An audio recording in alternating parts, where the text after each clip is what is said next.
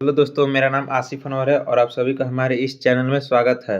तो आज है अंकित भाटी सर न्यू जो बुक है एसएससी जीडी 2025 वाला, उसका आज दूसरा दिन है हिस्ट्री का।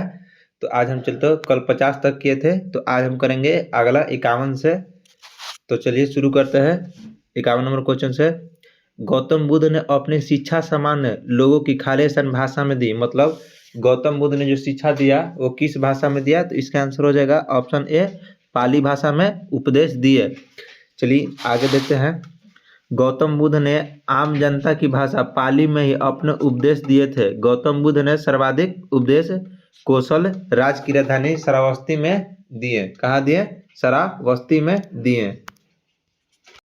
आगे आगे देखते हैं। अगला है जैन धर्म के नियमों का पालन करना निम्नलिखित में से किस लिए अधिक कठिन था? जैन धर्म के नियमों का पालन करना निम्नलिखित में से किसके लिए कठिन था?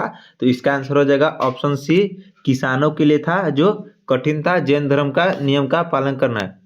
आइए देखते हैं। पंच महाव्रत अनुव्रत अहिंसा, सत्य, अपरिग्रह, अस्तेय, ब्रह्मचर्य तथा त्रिरत्न, सम्यक ज्ञान, सम्यक दर्शन और सम्यक आचरण भी जैन धर्म से संबंधित है। सम्यक ज्ञान, सम्यक दर्शन और सम्यक आचरण जैन धर्म से संबंधित है। जैन धर्म के 10 लक्षण या तथा 7 शील व्रतों का भी उल्लेख है। जैन धर्म में 10 लक्षण और 7 शील व्रतों का भी उल्लेख है। आगे देखते हैं। बुद्ध शाक्य गण नामक एक छोटे गण के संबंधित थे और खाली स्थान एक मतलब ये किस जात के थे? गौतम बुद्ध ये एक क्षत्रिय थे। गौतम बुद्ध शाक्य गण के छोटे से गणराज के एक क्षत्रिय परिवार से थे और एक क्षत्रिय थे। गौतम बुद्ध क्षत्रिय थे। बुद्ध शाक्य गण से संबंधित एवं एक क्षत्रिय थे। पिता का नाम क्या था? शुद्धोधन, जो कपिलवस्तु शाक्य गणराज के थे। शुद्धोधन इनके पिता थे।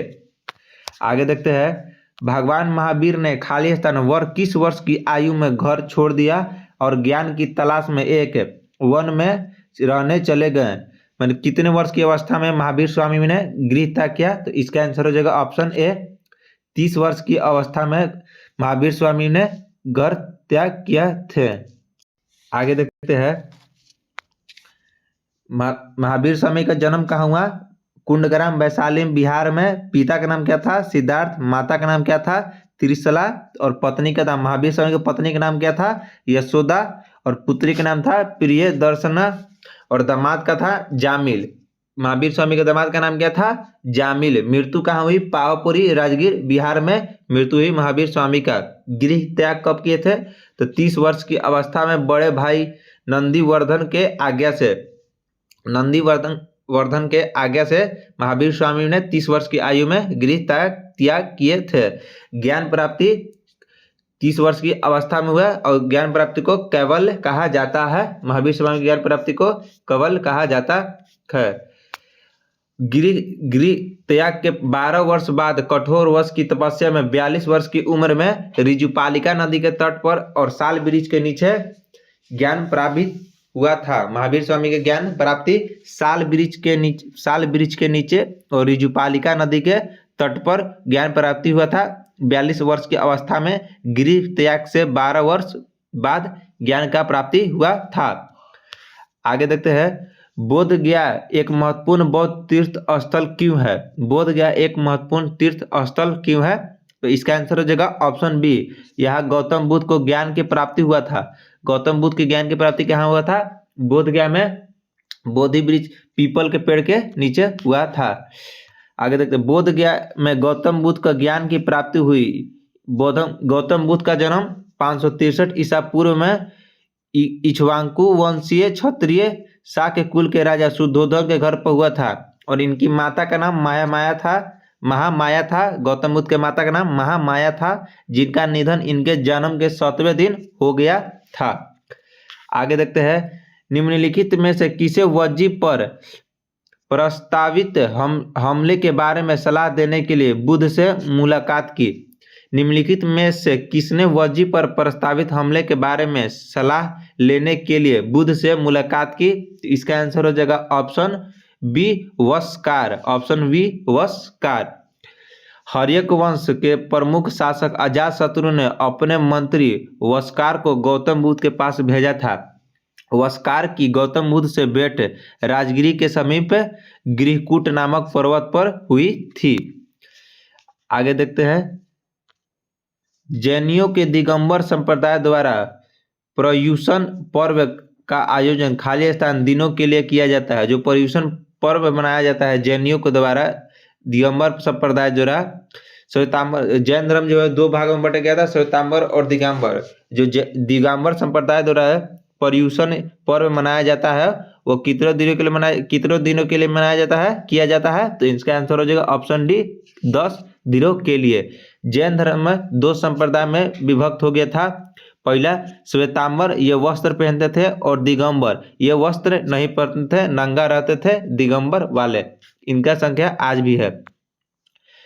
प्रसिद्ध पुस्तक अर्थशास्त्र हमें बताती है कि मौर्य काल के दौरान उत्तर पश्चिम कंबलों और खाली स्थान अपने सोने एवं कीमती पत्थरों के लिए महत्वपूर्ण था। अर्थशास्त्र किस भाग का बात कर रहा है? तो इसका आंसर हो जाएगा ऑप्शन ए, दक्षिण भारत। दक्षिण भारत तो जो था, जो कीमती पत्थरों के लिए एवं सोने के लिए, कंबलों के लिए प्रसिद्ध था, दक्षिण भारत। आगे है, अर्थशास्त्र के लेखक कौन है? कौटिल्य या चाणक्य या विष्णुगुप्त, इन्हीं को कहा जाता है, चाणक्य को। अर्थशास्त्र प्राचीन भारत राजनीति का एक महत्वपूर्ण ग्रंथ है। अर्थशास्त्र में मौर्य प्रशासन संबंधित भिन्न भिन्न जानकारियां पर प्रकाश डाला है। जो अर्थशास्त्र बुक है इसमें विभिन्न मौर्य वंश का जो शासन प्रणाली है उस पर प्रकाश डाला गया है। आगे देखते हैं। निम्नलिखित में से कौन सा मौर्यकालीन शिलालेख वर्तमान भारत में स्थित नहीं है? निम्नलिखित में से कौन सा मौर्यकालीन शिलालेख वर्तमान में भारत में स्थित नहीं है? तो इसका आंसर हो जाएगा option A, Kandahar. Option A, Kandahar जो है वो भारत में स्थित नहीं है। मौर्य सम्राट अशोक के बृहद शिलालेख की संख्या 14 है। बृहद शिलालेखों की संख्या कितने हैं? 14 है बृहद शिलालेखों की संख्या। शिलालेखों की संख्या 14 है। आगे देखते हैं। कलसी शिलालेख देहरादून उत्तराखंड में, गिरनार शिलालेख जूनागढ़ गुजरात में, मस्की शिलालेख रायचूर कर्नाटक से प्राप्त हुआ है। आगे देखते हैं। मौर्य साम्राज्य की राजधानी कहाँ थी? मौर्य साम्राज्य की राजधानी कहाँ थी?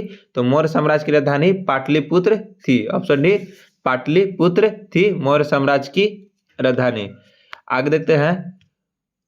मौर्य साम्राज्य के संस्थापक चंद्रगुप्त मौर्य थे, और कल बताया था, कल की क्लास में, कि चंद्रगुप्त मौर्य ने, एक क्वेश्चन था कि पाटलिपुत्र शहर किसने बसाया था? तो इसका आंसर हो जाएगा अजातशत्रु नहीं, उदयन हो जाएगा, पाटलिपुत्र शहर का स्थापना करने वाला। चलिए देखते हैं। मौर्य साम्राज्य की राजधानी कहाँ थी? पाटलिपुत्र। मौर्य साम्राज्य के शासनकाल की अवधि कितना ईस्वी तक रहा? 322 ईसा पूर्व से लेकर 185 ईसा पूर्व तक मौर्य शासनकाल का अवधि रहा। मौर्य साम्राज्य का अंतिम शासक कौन था? मौर्य साम्राज्य का अंतिम शासक कौन था? तो मौर्य साम्राज्य का अंतिम शासक बृहद्रथ था, बृहद्रथ। वर्ष 185 ईसा पूर्व में अंतिम मौर्य शासक बृहद्रथ की हत्या उसके सेनापति पुष्यमित्र शुंग ने की। उसके बाद शुंग वंश का स्थापना किया। मतलब मौर्य वंश के बाद मगध पर किस वंश का हुआ? शुंग वंश का शासन आया। शुंग वंश का स्थापना किसने किया? पुष्यमित्र शुंग ने किया। आगे देखते हैं। निम्नलिखित में कौन मौर्य साम्राज्य का दूसरा शासक था? निम्नलिखित में से कौन मौर्य साम्राज्य का दूसरा शासक था? तो इसका आंसर हो जाएगा ऑप्शन बी, बिंदुसार। बिंदुसार, और एक होता है बिंबिसार। तो इसका आंसर हो जाएगा ऑप्शन बी, बिंदुसार। बिंदुसार हो जाएगा। अगला है। मौर्य साम्राज्य के शासनकाल की अवधि 322 ईसा पूर्व से 185 ईसा पूर्व तक रहा, और जिसमें चंद्रगुप्त मौर्य का शासनकाल की अवधि कितना है? 322 ईसा पूर्व से 298 ईसा पूर्व में हुआ। चंद्रगुप्त की मृत्यु 298 ईसा पूर्व और जन्म 345 ईसा पूर्व में हुआ है। बिंदुसार का शासनकाल कितने दिनों तक रहा? 298 ईसा पूर्व से 273 ईसा पूर्व तक। और महान सम्राट अशोक के शासनकाल का अवधि कितना ईस्वी तक रहा? तो 273 ईसा पूर्व से लेकर 232 ईसा पूर्व तक। नोट, अशोक का वास्तविक राज्याभिषेक 269 ईसा पूर्व में पूर्ण हुआ था 269 ईसा पूर्व में। अशोक के धम्म में भगवान की पूजा या बलिदान का प्रदर्शन खाली स्थान शामिल था या मुख्य रूप से शामिल था या शामिल नहीं था, बताइए। अशोक के धम्म में भगवान की पूजा या बलिदान का प्रदर्शन था या नहीं, तो चलिए इसका आंसर देखते हैं। इसका आंसर हो जाएगा ऑप्शन ए, शामिल नहीं था, शामिल नहीं था। मौर्य सम्राट अशोक ने अपनी प्रजा के नैतिक उत्थान हेतु जिन नियमों का संहिता प्रस्तुत किया उसको अशोक ने अभिलेख में धम्म कहा। अशोक की धम्म नीति का मूल सिद्धांत स्वनियंत्रण था। क्या चीज है? स्वनियंत्रण था। आगे देखते हैं, निम्नलिखित में कौन सा मौर्य शासक चंद्रगुप्त मौर्य का पोता था? निम्नलिखित में से कौन सा शासक चंद्रगुप्त मौर्य का पोता था? तो इसका आंसर हो जाएगा ऑप्शन बी, अशोक। अशोक था जो चंद्रगुप्त का पोता। चंद्रगुप्त का बेटा कौन था? बिंदुसार। आगे देखते हैं, अशोक बिंदुसार का पुत्र एवं चंद्रगुप्त का पोता था। अशोक के माता का नाम सुभद्रांगी था। अशोक का माता का नाम क्या था? सुभद्रांगी। आगे देखते हैं, खाली स्थान साम्राज्य की स्थापना 322 या 321 ईसा पूर्व में महान सम्राट चंद्रगुप्त द्वारा किया गया। चंद्रगुप्त मौर्य ने किस वंश का स्थापना किया? तो इसका आंसर हो जाएगा ऑप्शन बी, मौर्य वंश का स्थापना किए। देखिए अगला नंदवंश का स्थापना किसने किया? नंदवंश का, तो महापद्मनंद। और नंदवंश का हटाकर ही चंद्रगुप्त ने अपना मौर्य वंश का स्थापना किया। पाल वंश का स्थापना किसने किया? गोपाल। मुगल वंश का बाबर, जहीरुद्दीन मोहम्मद बाबर ने किया। अगला है, अशोक के अधिकांश शिलालेख खाली स्थान भाषा में थे और किस लिपि में थे? जो अशोक का शिलालेख है वो सबसे अधिक किस भाषा और किस लिपि में थी? तो इसका आंसर हो जाएगा ऑप्शन बी, प्राकृतिक और ब्राह्मणी लिपि में थी। प्राकृतिक और ब्राह्मणी लिपि में थी। अशोक ने भारत में सर्वप्रथम शिलालेख का प्रचलन किया था। अशोक के समस्त अभिलेख का विषय प्रशासनिक था। रुम्नी देई अभिलेख को छोड़कर सब प्रशासनिक था। रुम्नी देई को छोड़कर सब अभिलेख प्रशासनिक था। अशोक के केवल 2 अभिलेख है, शाहबाजगढ़ी एवं मानसेहरा की लिपि खरोष्टी थी। जो अशोक के जितने भी लेख में से 2 गो शिलालेख था, शाहबाजगढ़ी एवं मानसेहरा की लिपि, बस वो सब खरोष्टी थी, बाकी सब प्राकृत और ब्राह्मणी लिपि थी।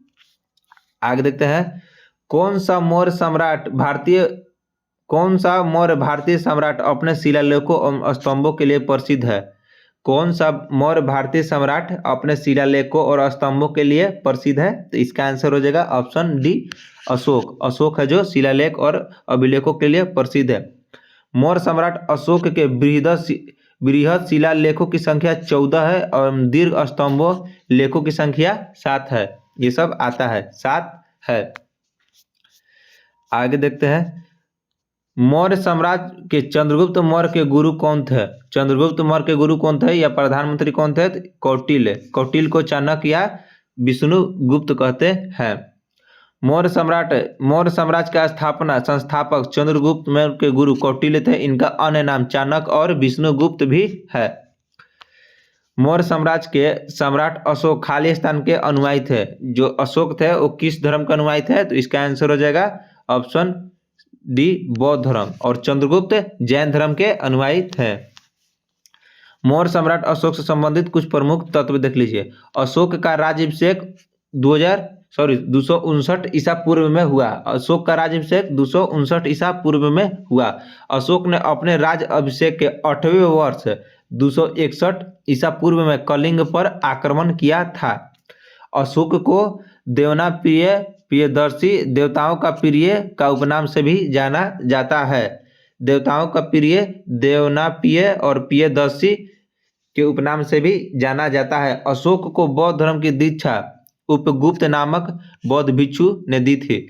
जो अशोक के बौद्ध धर्म की दीक्षा थी वो उपगुप्त नामक बौद्ध भिक्षु ने दी थी।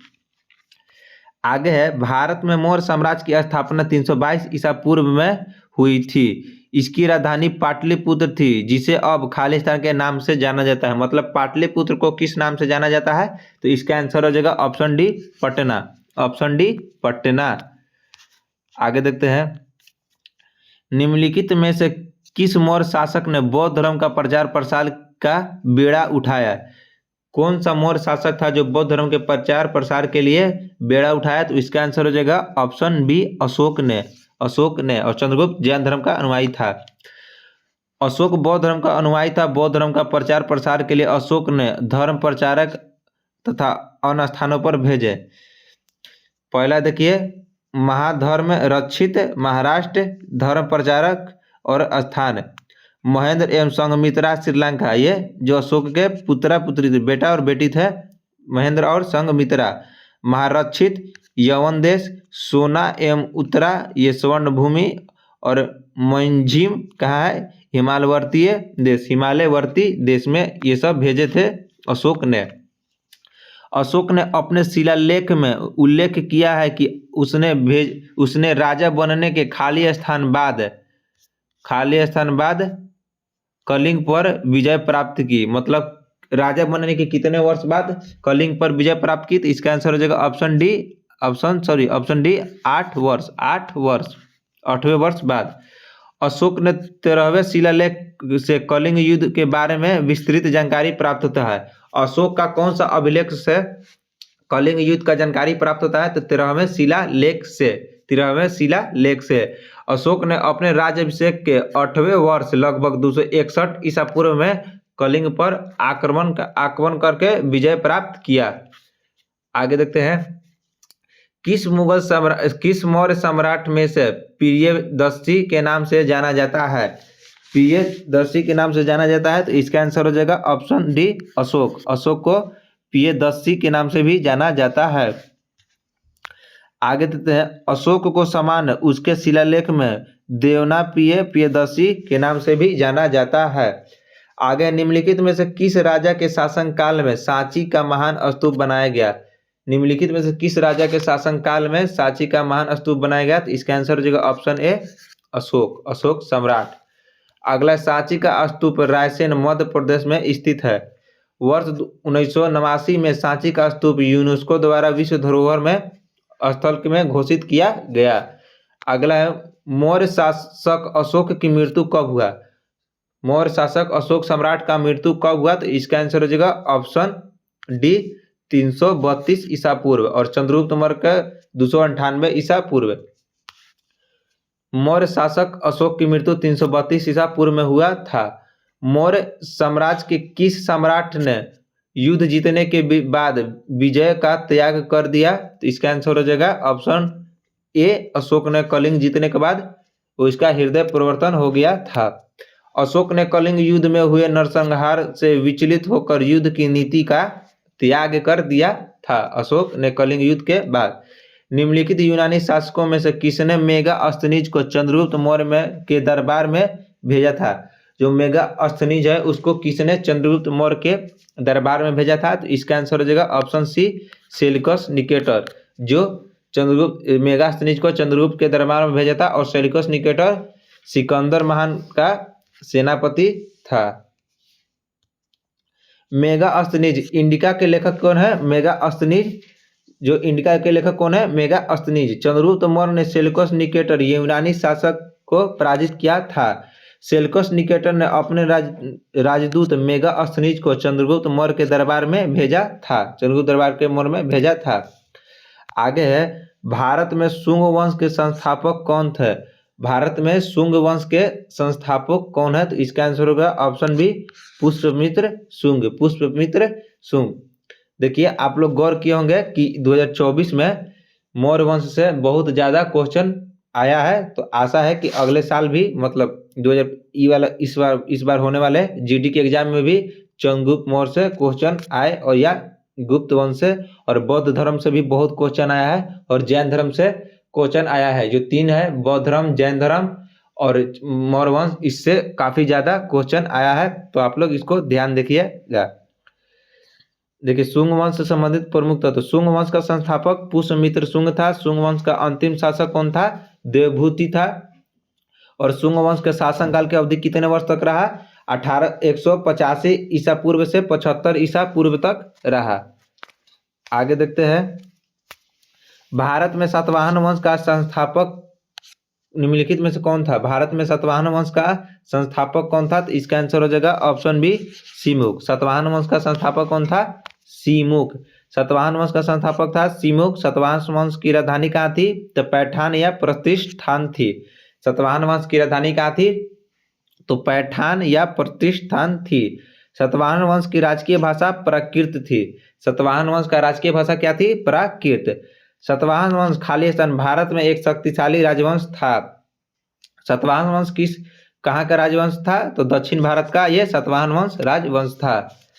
अगर आगे देखते हैं, सीमुख जो है सातवाहन वंश का संस्थापक सीमुख था। सातवाहन वंश का प्रथम यशस्वी शासक सातकर्णी प्रथम था। जो सातवाहन वंश का प्रमुख शासक था, यह महान शासक सातकर्णी था। सातवाहन वंश का सबसे महान शासक कौन था?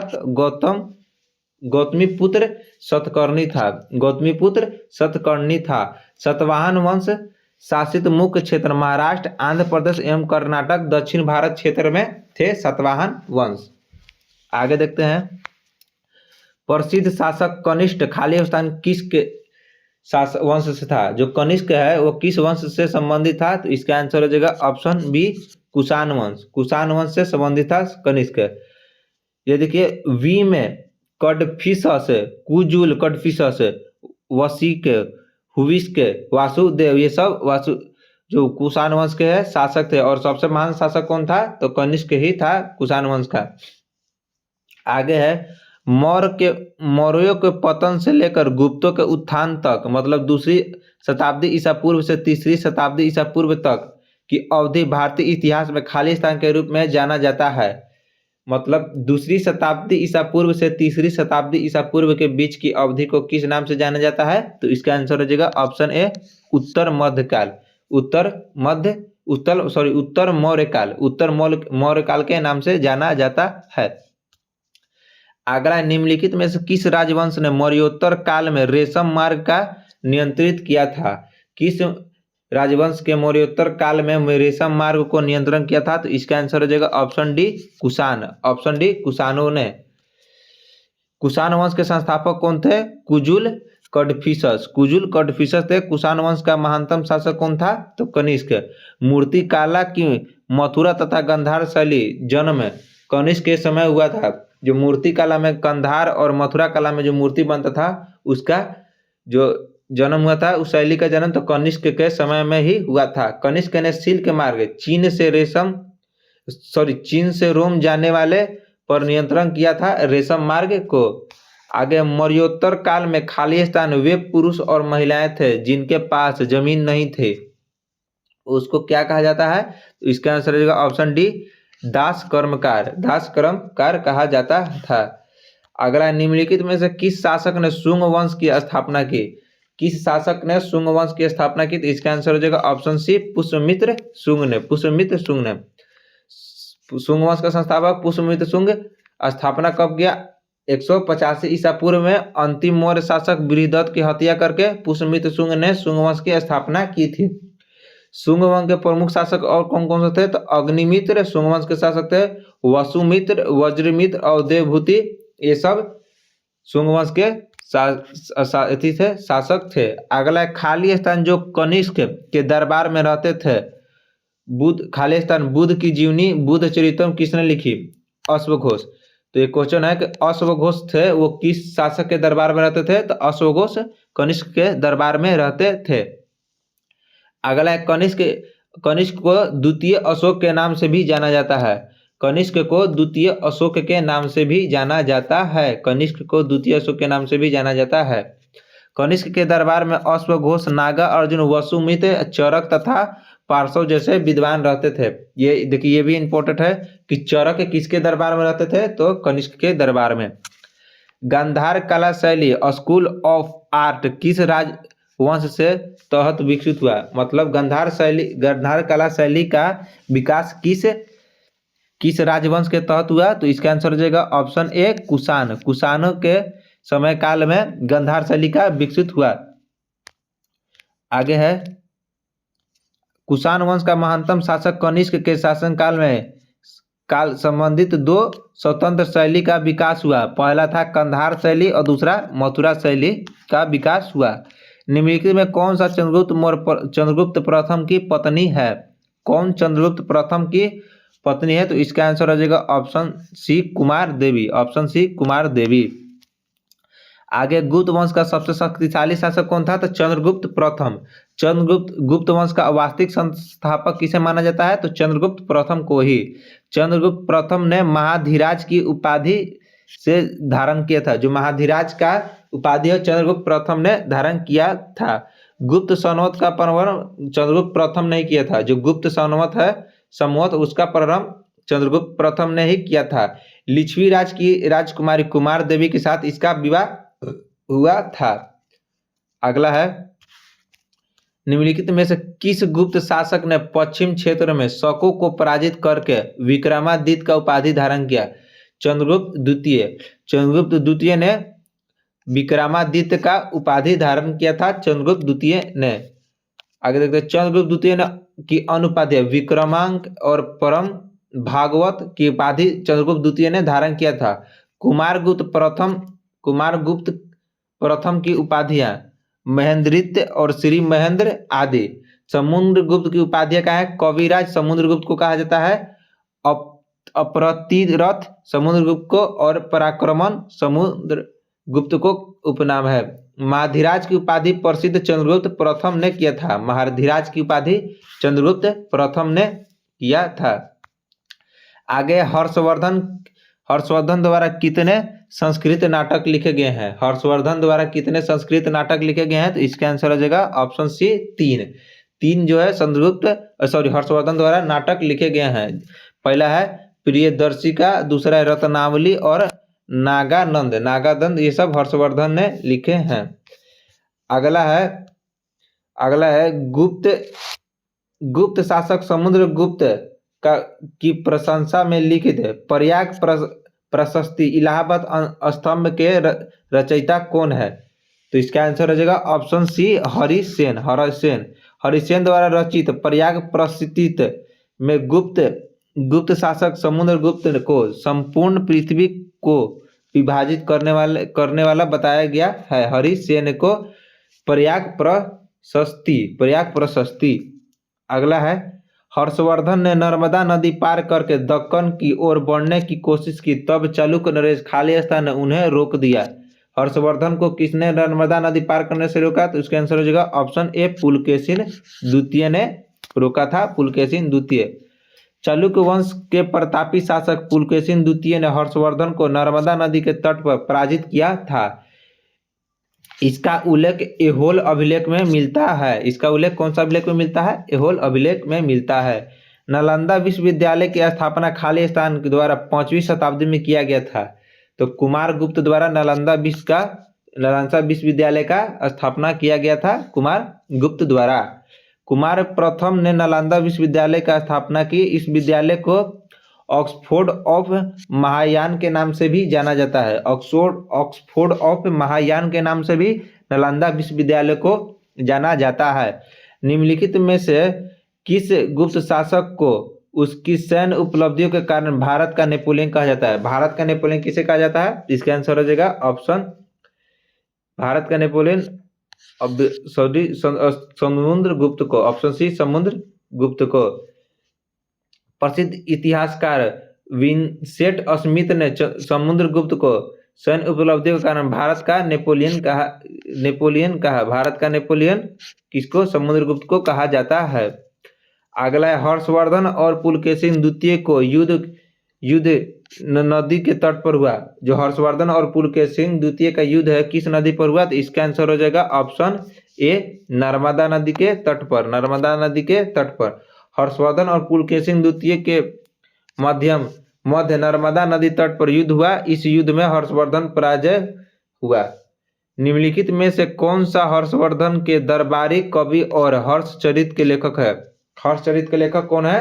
तो हर्षचरित बाणभट्ट।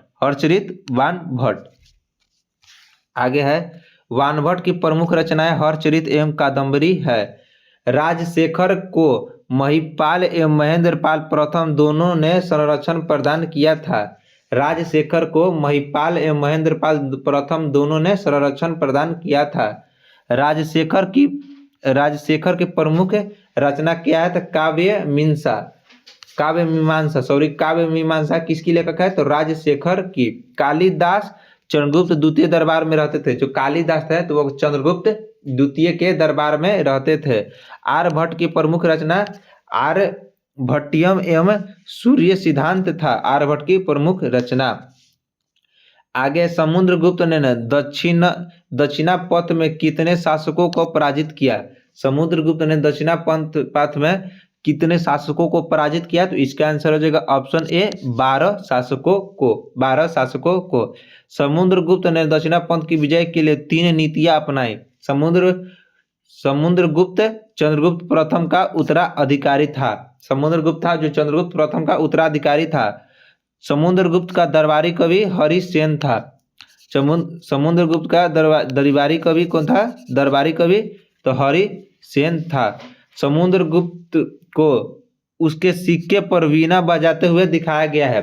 किस शासक को उसके सिक्के पर वीणा बजाते हुए दिखाया गया है? तो इसका आंसर हो जाएगा समुद्रगुप्त।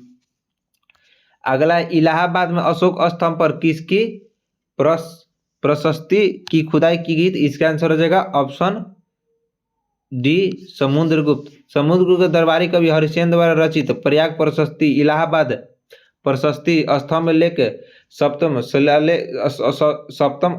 श्लोक में समुद्रगुप्त के विजयी अभियानों का उल्लेख है।